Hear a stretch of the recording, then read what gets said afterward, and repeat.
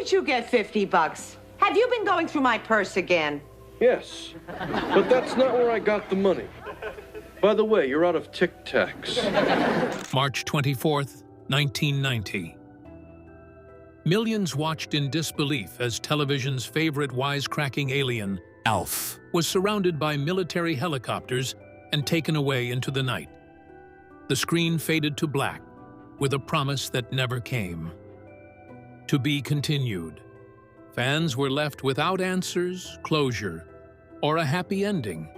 But was the infamous cliffhanger simply a creative gamble, or evidence of deeper problems behind the scenes? As ALF's popularity soared, tensions, production challenges, and mounting pressure were quietly building. Behind the laughter and success, the show was unraveling. To understand its dramatic collapse, we must first explore how a foam puppet became a worldwide television phenomenon. The crash landing. The year was 1986, and America was completely unprepared for the sarcastic, cat-eating alien that was about to crash through their television screens. At first glance, the idea sounded ridiculous. A furry extraterrestrial from the planet Melmac crashes into a suburban family's garage, hides from the government, makes endless jokes, and constantly talks about eating the family cat. On paper, it almost sounds like the kind of pitch that would get laughed out of a television executive's office. Yet somehow, that bizarre concept became one of the biggest television phenomena of the decade. And that raises an interesting question. How did a foam puppet become one of the most recognizable stars in the world? The answer begins with creator Paul Fusco, the man who not only helped develop ALF, but also gave the character his voice and personality. Fusco understood something many television creators missed. The puppet itself was not the star. The personality was. ALF was funny, sarcastic, unpredictable, and often said things that no normal sitcom character could get away with saying. He felt less like a puppet and more like a real member of the Tanner family. That difference mattered. While many family sitcoms of the 1980s played it safe, ALF brought something completely different to television. He was chaotic. He was rude. He constantly got into trouble. Yet somehow, audiences loved him for it.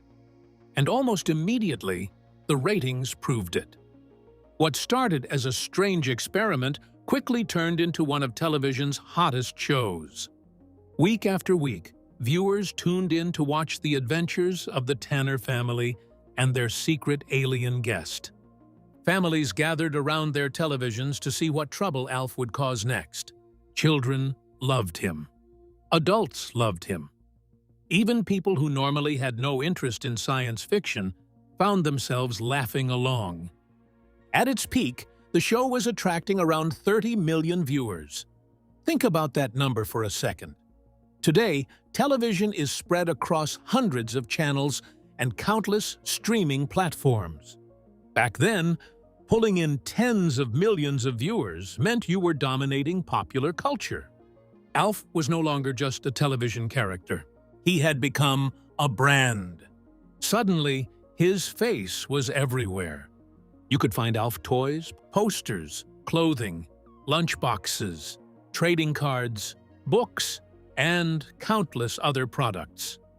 Walk into a toy store during the late 1980s, and chances were good that ALF would be staring back at you from a shelf somewhere. Did you own an ALF lunchbox growing up? Or maybe a toy, poster, or stuffed version of the famous alien? For many viewers, ALF was impossible to escape. And that was exactly what made the phenomenon so remarkable. The success became so massive that the character started appearing far beyond his own sitcom. One of the biggest signs that ALF had officially conquered pop culture came when he appeared on major television programs and specials that reached audiences far beyond his regular fan base. Perhaps the clearest sign of his popularity came when ALF even took over hosting duties on The Tonight Show, starring Johnny Carson. Just imagine that for a moment. A puppet, not a movie star, not a famous singer, not a comedian. A puppet was so popular that he was trusted to help host one of the biggest late-night shows in America. That kind of success doesn't happen by accident. It happens when a character becomes part of the culture itself. And for a while, ALF seemed unstoppable.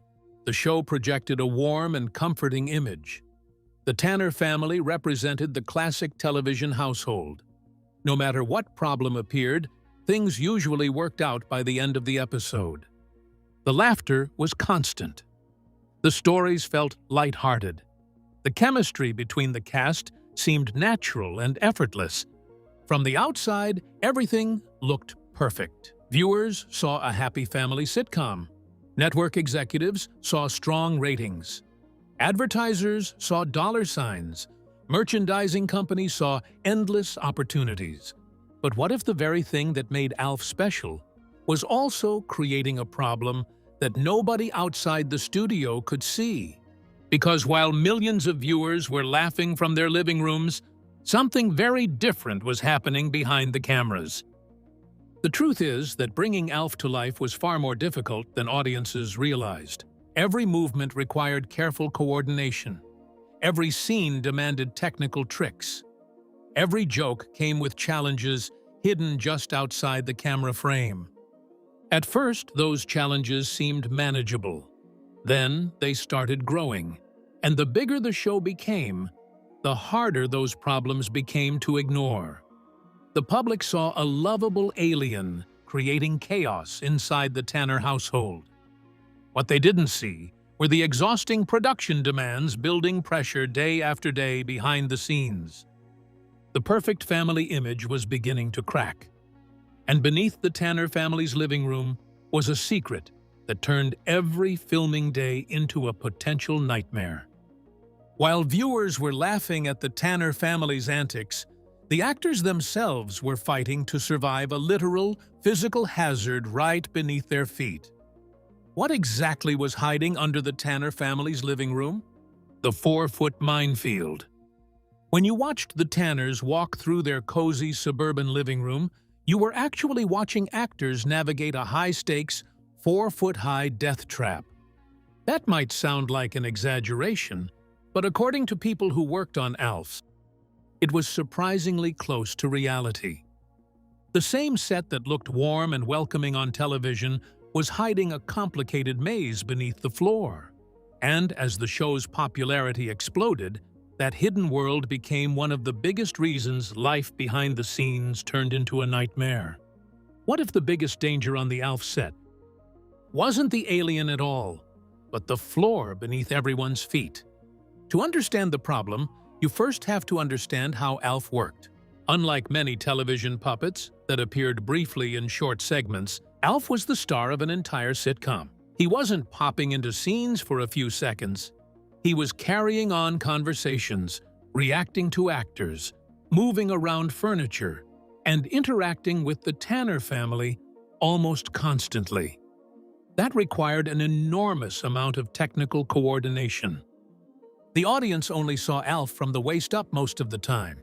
What they didn't see were the puppeteers working underneath him, controlling every movement, every gesture, every head turn, every blink, and every ear twitch. To make that possible, the production team designed the set in a way that was completely different from a normal sitcom.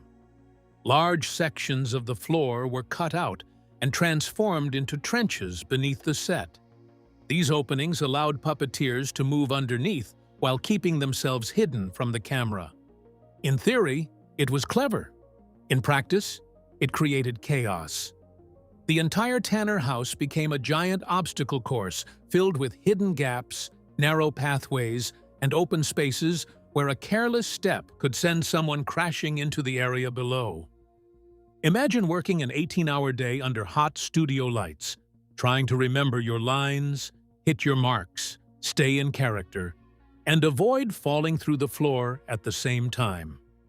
How long would you last? For the actors, this wasn't an occasional inconvenience. It was their daily reality. Every scene required careful movement. Walking naturally across the set suddenly became much more complicated when danger was literally hiding inches away. Cast members had to memorize where the safe areas were and constantly stay aware of their surroundings. One wrong step backward could mean a painful accident. One distracted moment could send someone straight into one of the trenches, and the physical hazards were only part of the problem. The production schedule was brutal. Because ALF was such a technically demanding character, filming even a simple scene could take an incredible amount of time. A normal sitcom might move through scenes at a steady pace, especially in front of a live audience. ALF couldn't operate that way. In fact, the show eventually stopped using a traditional live audience format because filming took far too long. Scenes had to be stopped repeatedly. Camera angles had to be adjusted. Puppeteers had to reposition themselves. Technical problems had to be solved. Sometimes, an entire setup would need to be repeated because a movement wasn't perfect, or a piece of equipment became visible on camera. The result was an exhausting production process that seemed endless. What viewers watched in 30 minutes often required an extraordinary amount of effort to create. Reports from behind the scenes described filming sessions stretching far beyond normal television schedules. In some cases, production days reportedly lasted up to 25 hours. Think about that for a moment. A full day contains 24 hours. Some filming sessions lasted longer than that. By the time many cast and crew members left the studio, they were already preparing to return again.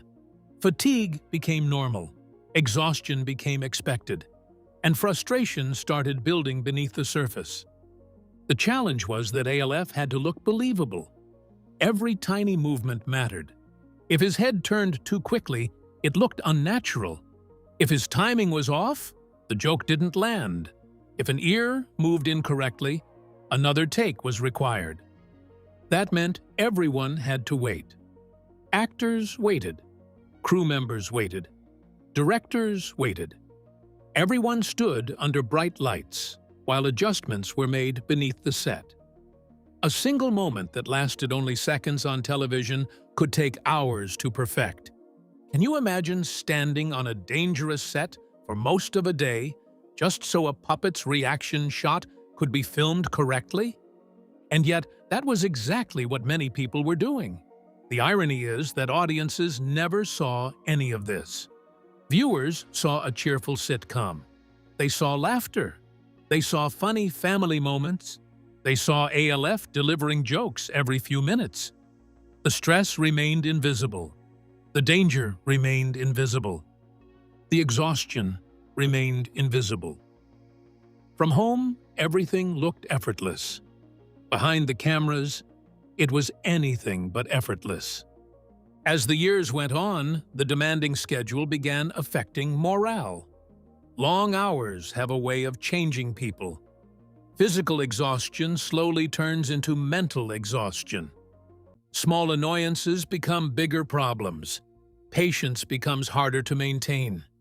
ALF set was becoming the perfect environment for tension to grow.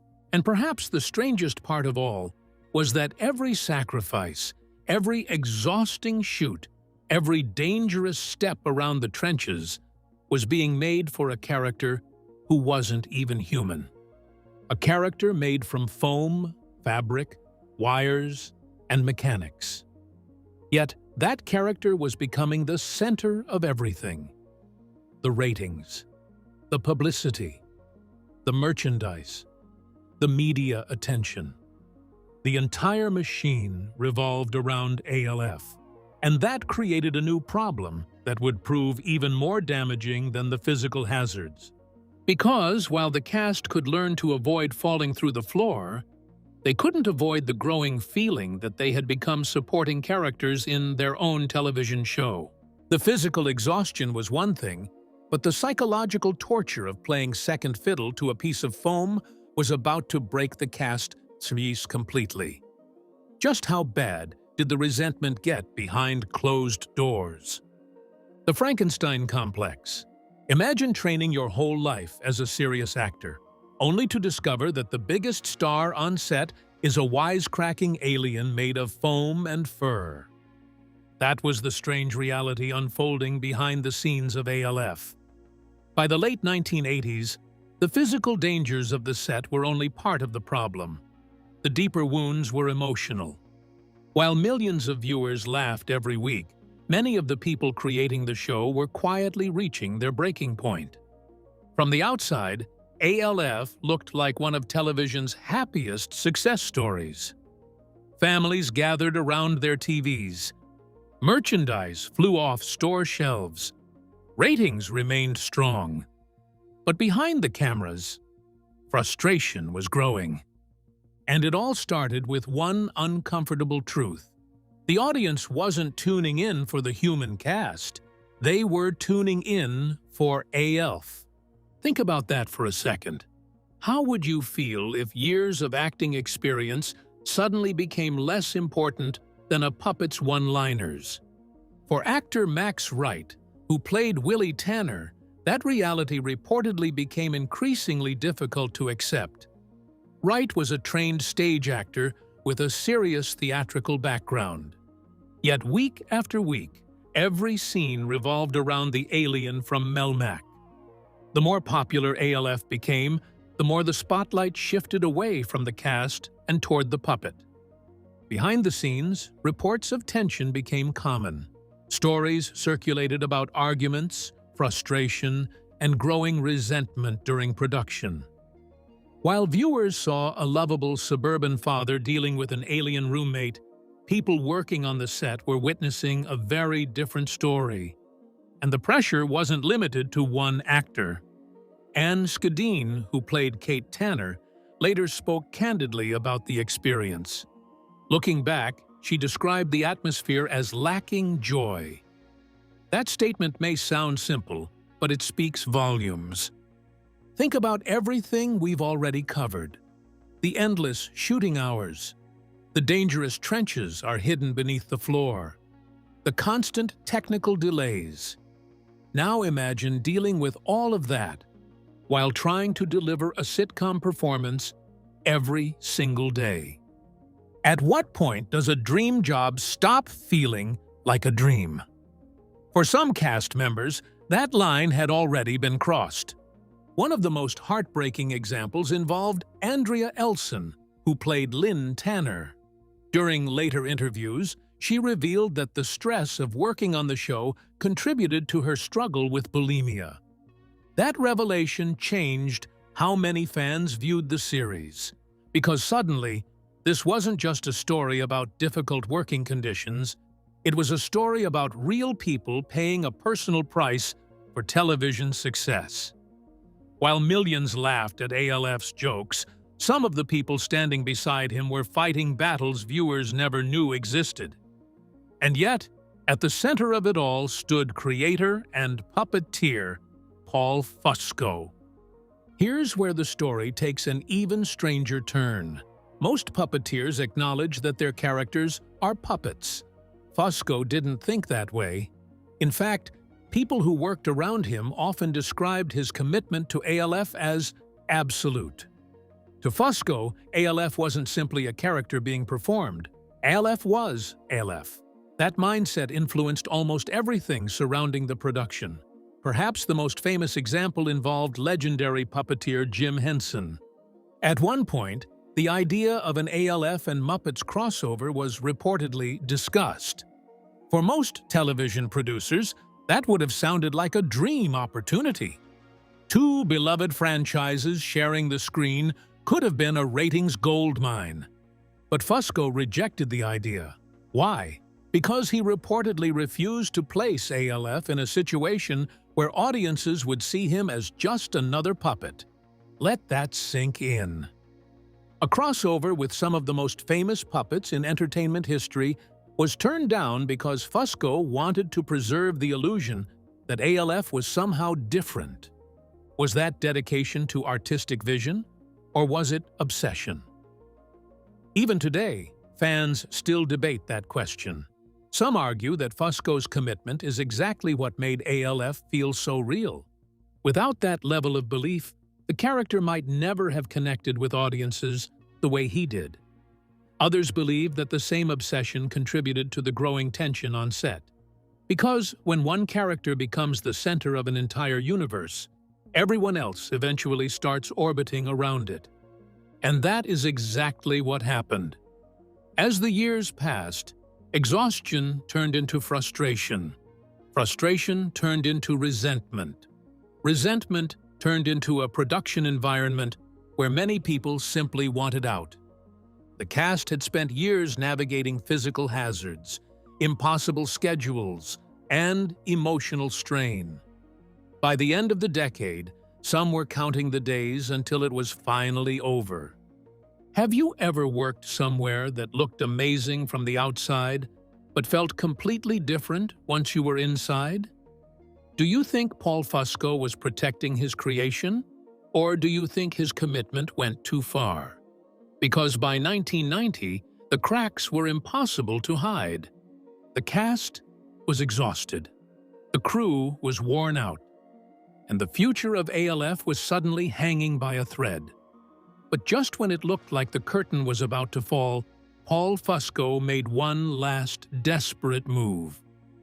A risky plan designed to convince the network that ALF still had life left in him. What happened next wouldn't save the show.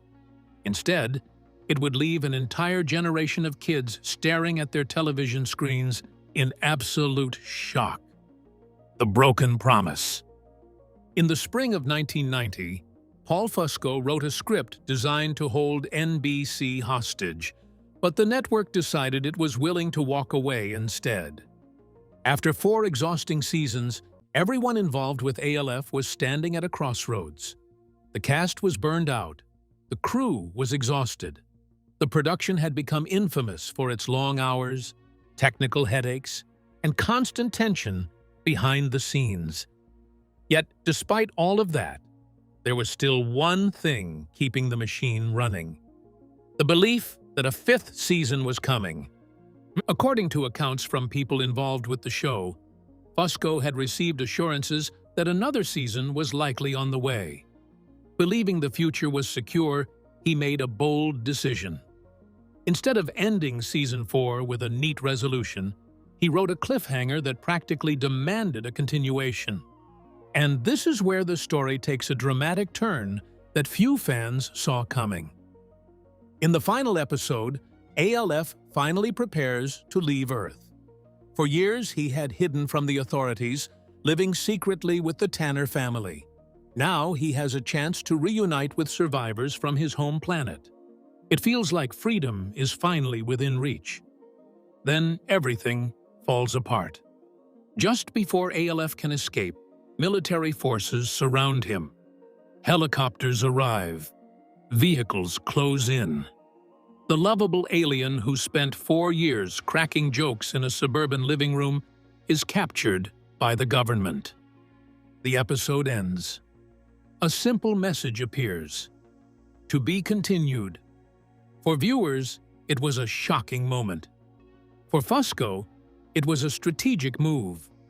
The story was left so unfinished that the network would almost have to bring the show back.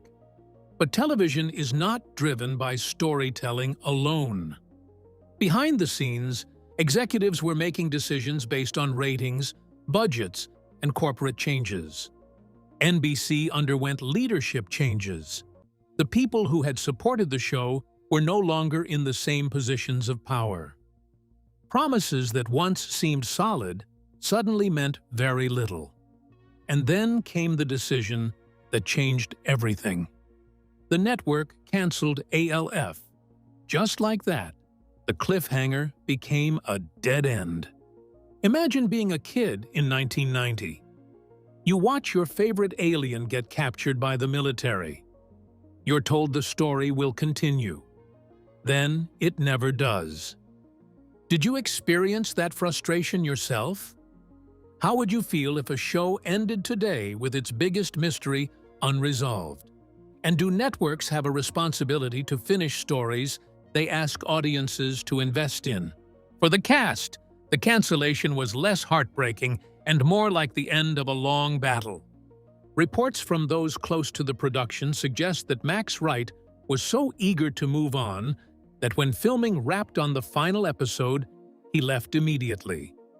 No celebration, no emotional farewell, no long goodbye with castmates. After years of stress and frustration, he simply got in his car and drove away. That image says a lot about what life on the set had become. The fans were stunned. The cast was relieved. The network moved on. And with that, one of television's strangest behind-the-scenes stories came to an abrupt end, or so everyone thought, because the screen had faded to black. But the mystery was only beginning. Fans would spend the next 6 years wondering what happened to ALF inside that military base, why the Tanner family vanished from the story, and whether the alien everyone loved would ever get his ending.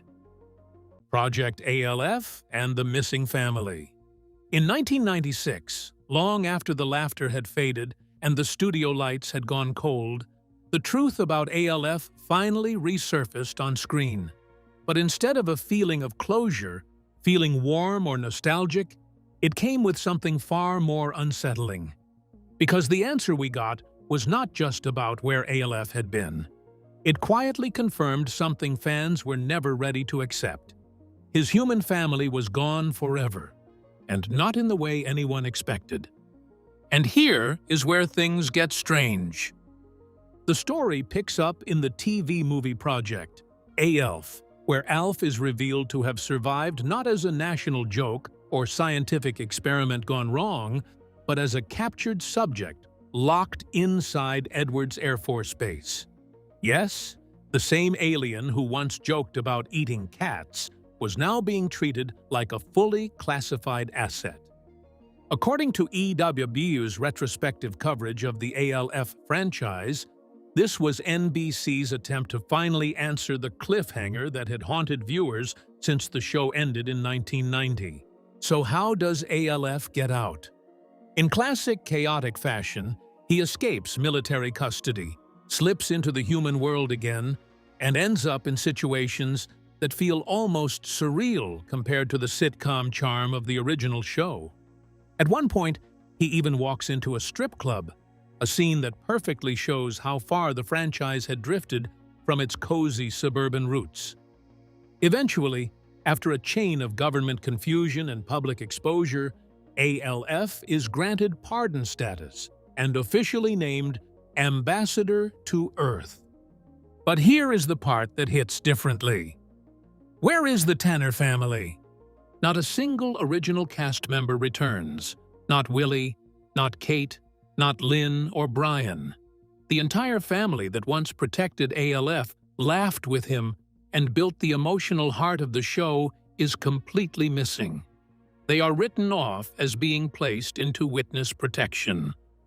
A storyline explanation that feels more like a legal eraser than a real continuation. And you have to ask yourself, what does that even mean for the story? Was this a clean way to reset everything? Or was it a quiet admission that behind the scenes, things had fallen apart so badly that reunion was impossible? According to cast reflections shared over the years, the tension during production had been real enough that returning for closure was never guaranteed. Max Wright, who played Willie, reportedly left the set immediately after filming wrapped on the original series finale, not even saying goodbye. That moment alone tells you everything about how heavy things had become behind the cameras. Did you ever watch that final cliffhanger as a kid and feel completely confused by it? Because millions did. And when Project ALF finally aired 6 years later, it solved the plot, but not the feeling. So what do you think really happened here? Was this a satisfying ending, or just Hollywood trying to quietly bury a broken production under a sci-fi explanation? And now that ALF's fate is technically resolved, a darker question starts to surface beneath it all. Because if the story is over, why does it still feel like something important was never said out loud? The Perfectionist's Prison. The truth about ALF's fate finally surfaced in 1996, but instead of closure, it opened a deeper question nobody expected. The alien didn't just survive, he was still trapped in the same system that created him, and now the people around him were gone. What looked like a simple TV resolution suddenly became something heavier, almost like a quiet confession about how far television will go to finish a story, even when the cost is invisible. And here is where things get unsettling. In the 1996 TV movie Project ALF, the military storyline finally takes over. ALF is revealed to have been held at Edwards Air Force Base, experimented on, and hidden away from the world. After years of silence, he finally escapes, moving through a strange, almost surreal version of Earth, where nothing feels like the show fans once knew. He ends up bouncing between chaotic moments, even landing in a strip club scene that feels oddly disconnected, like the story itself is trying to reboot what was lost. Eventually, the government quietly pardons him and gives him a title, Ambassador to Earth. On paper, it sounds like a resolution, but emotionally, it feels like something else entirely. So here is the question nobody asked at the time. Where was the family? The Tanner family, the heart of the original series, is completely absent. Not a single original cast member returns for the film. Instead, their story is brushed aside and explained through witness protection, a narrative decision that feels more like a shutdown than a farewell. And if you dig deeper into interviews over the years, you start to understand why. There was frustration, creative tension, and a sense that the original magic had already been lost long before the finale aired. Then comes the darker layer. Actor Benji Gregory, who played Brian Tanner, and Max Wright, who played Willie, both carried heavy emotional weight from the aftermath of the show in different ways, with Wright later passing away in 2019 and Gregory's tragic death reported in 2024. These real-world endings hit differently when you realize how disconnected the resolution film felt from the people who actually built the original world. And this is where the perfectionist's prison idea becomes hard to ignore. Paul Fusco never truly left ALF behind. Decades after creating the character, he continues to provide the voice, keeping the wisecracking alien alive long after the show's original run ended. That raises an intriguing question. What happens when a creator remains tied to a creation for a lifetime? ALF was a character searching for a way home, yet his story never received a clean ending. In some ways, the people behind him seemed caught in that same orbit. Was the eventual closure genuine, or merely the appearance of one? And is creating something unforgettable worth it if the journey quietly takes a toll on those who built it? Perhaps ALF's story reflects a deeper truth about creativity itself. Sometimes the things we create never really let us go. What was your favorite or most disturbing memory from this show? Drop your thoughts in the comments. Hit like, subscribe for more deep dives, and let's uncover more hidden TV truths together.